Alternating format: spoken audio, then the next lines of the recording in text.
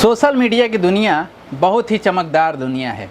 जब इसे देखते हैं तो बहुत ही खूबसूरत दिखाई देती है, लेकिन जैसे जैसे इसके नज़दीक पहुंचते हैं, अपने चाहने वाले के करीब पहुंचते हैं, तब उनकी असलियत सामने आती है कि वो कितना सच्चा है, वो कितना झूठा है। आज की कहानी जो मैं सुनाने जा रहा हूँ, इस कहानी में बिल्कुल ऐसा ही होता है। सोशल मीडिया के माध्यम से दो व्यक्ति आपस में मिले थे, दोनों को एक दूसरे से प्यार होता है, दोनों बहुत नज़दीक आ जाते हैं, एक दूसरे के साथ जीने मरने की कस्में खा लेते हैं। लेकिन जैसे ही एक दूसरे के बारे में पता चलता है तो यहीं से ही खेल बिगड़ जाता है। खेल इतना ही नहीं बिगड़ता है, इसमें 2 मर्डर हो जाता है। जब इस घटनाक्रम का खुलासा होता है तो लोगों को यकीन नहीं हो रहा था कि झूठ की बुनियाद पे रिश्तों को रखने की कोशिश की जा रही थी, लेकिन वो रिश्ते कामयाब नहीं होते हैं। और जहाँ जहाँ तक ये खबर फैलती है, लोगों को ऐसा ही लग रहा था वाकई सोशल मीडिया की दुनिया चाकाचंद दुनिया है। इसमें जितना अंदर जाने की कोशिश करेंगे उतनी ही दलदल की तरह धंसते चले जाएंगे। आज कहानी एक ऐसे 2 मर्डर की है जिसको सुनने के बाद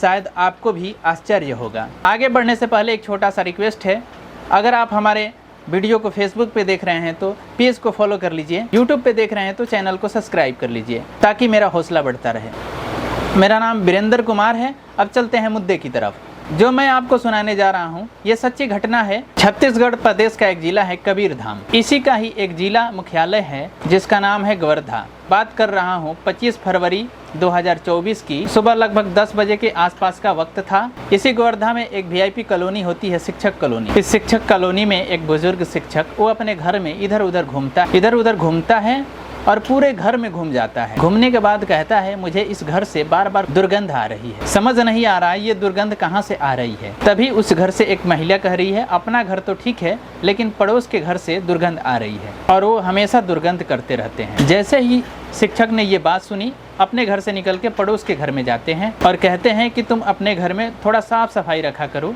तुम्हारे घर से हमेशा दुर्गंध आती रहती है। जैसे ये बात पड़ोसी सुनता है, कहता है कि हमारे घर से नहीं, ये आपके घर से दुर्गंध आ रही है। इसी बीच में दोनों के बीच कहा सुनी होती है। दोनों अपने अपने घर चले जाते हैं। जैसे जैसे वक्त आगे बढ़ रहा था वैसे वैसे दुर्गंध का जो लेवल था वो ऊपर बढ़ रहा था, आगे बढ़ रहा था। इस घर से महज 100 मीटर की दूरी पे एसपी साहब का भी ऑफिस होता है। जैसे जैसे एसपी साहब के ऑफिस में कुछ फरियादी आ रहे थे, वैसे एसपी साहब कर रहे हैं, आज कुछ माहौल अजीब सा नहीं लग रहा है, कहीं से दुर्गंध नहीं आ रही। सभी लोग कमरे की सुगंधित करने की लगातार कोशिश कर रहे थे। जैसे जैसे आगे वक्त बढ़ रहा था दुर्गंध बढ़ती जा रही थी और शाम के 5 बज जाते हैं, ऑफिस बंद होता है। एसपी साहब जब जा रहे थे तो और ज्यादा दुर्गंध आती है। वो बड़े परेशान होते हैं, अपने घर निकल जाते हैं। लेकिन वो गोवर्धा का जो शिक्षक कॉलोनी थी वहाँ आसपास और ज्यादा दुर्गंध फैल जाती है। तभी कोई व्यक्ति जाकर पुलिस को फोन करता है, क्योंकि एक घर ऐसा था जिसमें ताला लगा था और बाकी सबके घर खुले हुए थे। लोगों ने अपने ही घर के ताका झांकी करने के बाद तब उस घर की तरफ नजर जाती। तब लोगों ने कहना शुरू करते हैं कि ये घर बंद है,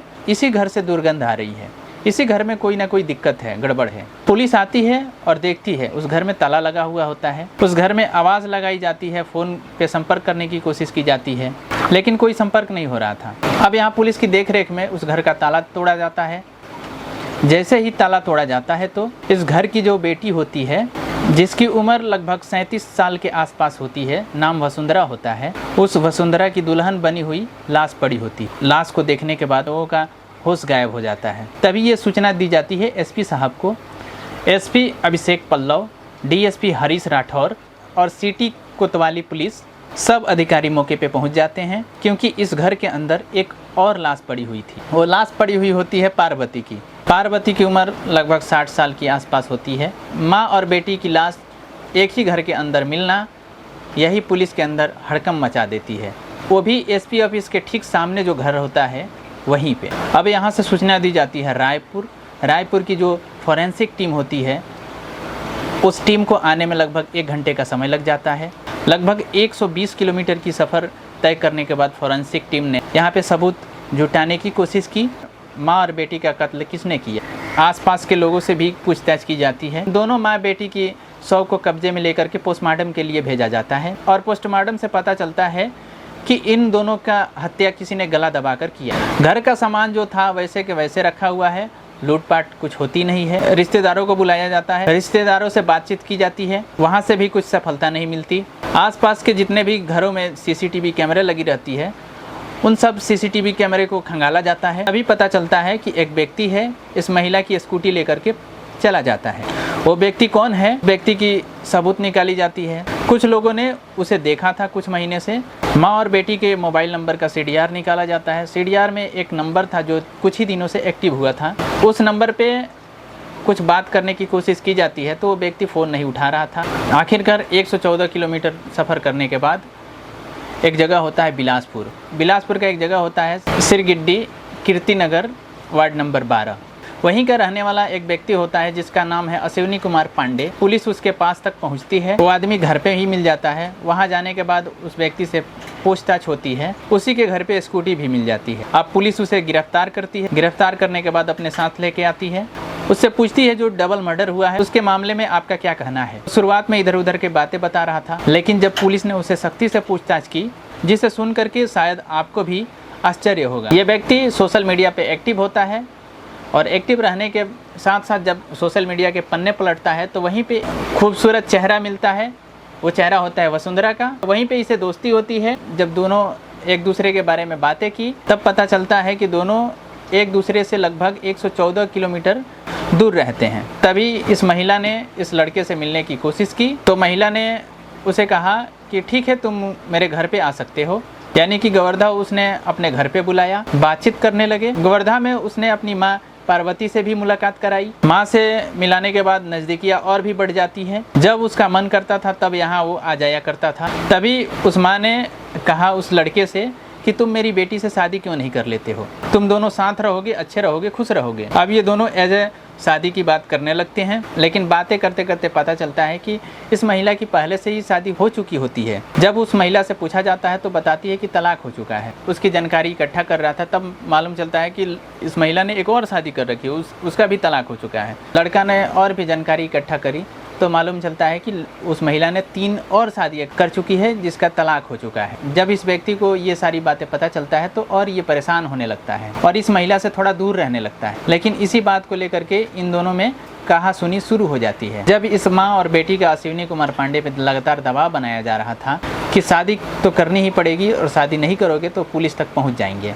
लेकिन एक दिन पुलिस कोतवाली में जाके आवेदन दे दी जाती है कि ये व्यक्ति मुझसे शादी नहीं कर रहा है।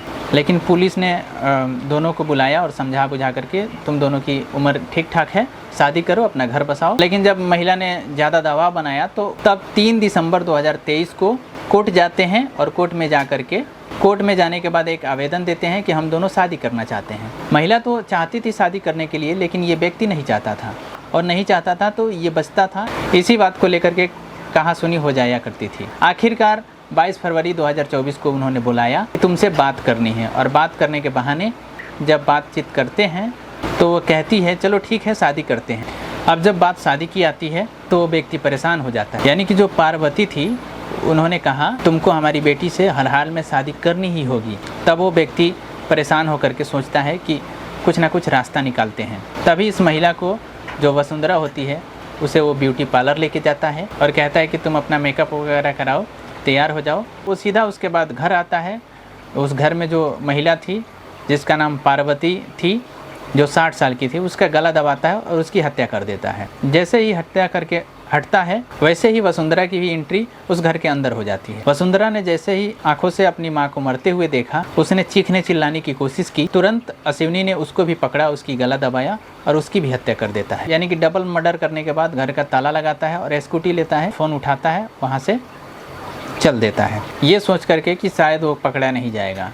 लेकिन कहते हैं कि कातिल कितना भी शातिर क्यों ना हो, कोई ना कोई गलती कर जाता है। वो गलती थी कि वो सोशल मीडिया पे एक्टिव था, वो गलती थी कि वो लगातार जो मोबाइल पे बातें करता था।